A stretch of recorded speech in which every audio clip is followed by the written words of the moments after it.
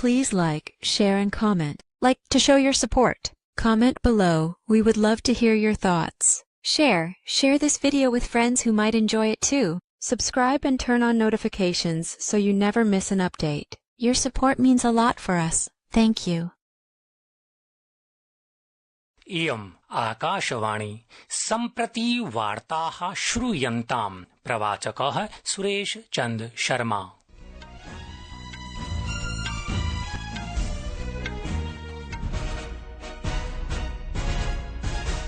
अथ वार्ताः। ऑपरेशन सिन्दूर इति भारतीय सैन्याभियान विषये गतदिने लोकसभायां विशिष्टा चर्चा सञ्जाता। पहलगाम स्थले आतङ्क्याक्रमणस्य प्रत्युत्तरे भारतस्य सशक्तं सफलं निर्णायकं च अभियानम् ऑपरेशन सिन्दूर इति। चर्चायाः प्रारम्भे रक्षामन्त्री राजनाथ सिंहः प्रोक्तवान् यत् भारतीय शासनेन पाकिस्तानाय स्पष्टः सुदृढश्च सन्देशः प्रेषितः यत् आतङ्केन सह चर्चा नैव सम्भवा। श्री राजनाथ सिंहः प्रतिपादितवान् यत् भारतस्य आतङ्कं विरुध्य प्रतिक्रिया स्पष्टा आसीत्। पाकिस्तानस्थे आतङ्क संरचनां विरुध्य च आसीत्। श्री सिंहः प्रोक्तवान् यत् पाकिस्तानस्य सैन्यबलेन ISI इति समवायेन च आतङ्कवादस्य प्रयोगः सदैव छद्मरूपेण कृतः।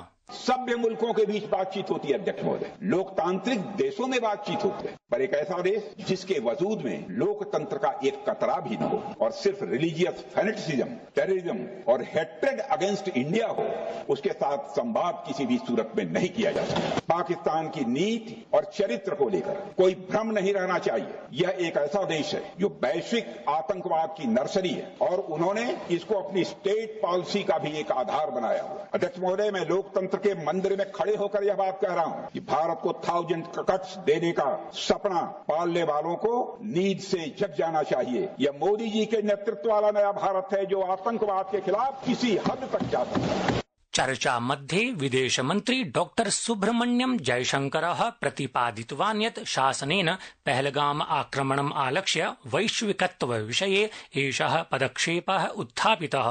अथ पाकिस्तानस्य सीमपरस्य आतङ्कवादस्य दीर्घकालेन प्रयोगम् अन्ताराष्ट्रिय समुदायस्य कृते प्रयासः कृतः। The challenge of cross-border terrorism continues, but Operation Sindoor marks a new phase. There is now a new normal. The new normal has 5 points. 1. Terrorists will not be treated as proxies.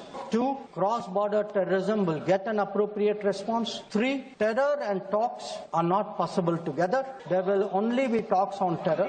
4. Not yielding to nuclear blackmail. And finally, terror and good neighborliness cannot coexist. Blood and water cannot flow together. This is our position. Congress दलस्य नेता गौरवः गोगोई जम्मू कश्मीरे सुरक्षा व्यवस्था विषये शासनम् आलोचयन् प्रोक्तवान् यत् शासनं पहलगाम आतङ्किनां निगडने अभिज्ञाने च पूर्णरूपेण असमर्थं जातम्।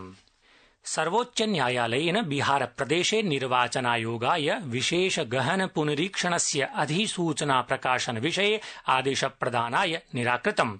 न्यायमूर्तिः सूर्यकान्तः न्यायमूर्तिः जोयमाला बागची इत्युभयोः पीठेन विस्तृतं वादश्रवणं नैव कृतम्। पीठेन याचिकाकर्तृभ्यः आश्वासनं दत्तं यत् प्रकरणे पूर्णरूपेण न्यायं सुनिश्चितं स्यात्।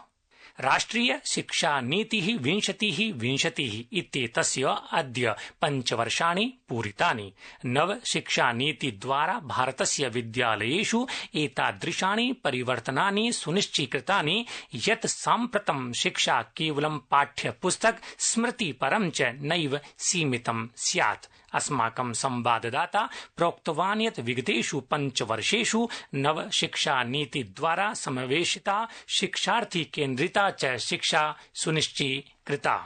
भारतीय ऋतुविज्ञान विभागेन अद्य गुजरात पूर्वी राजस्थान पश्चिमी मध्यप्रदेशे च अतिवृष्टेः रक्तवर्णिका संचेतना प्रकाशिता। विभागेन अद्य राजस्थानस्य पूर्वी दक्षिणी जनपदेषु जलप्लवन सदृशी संचेतना प्रकटिता। अस्माकं संवाददाता प्रोक्तवान् यत् राज्यस्य नैकेषु भागेषु अतिवृष्टि कारणेन जनजीवनं दुष्प्रभावितम् इति वार्ताः।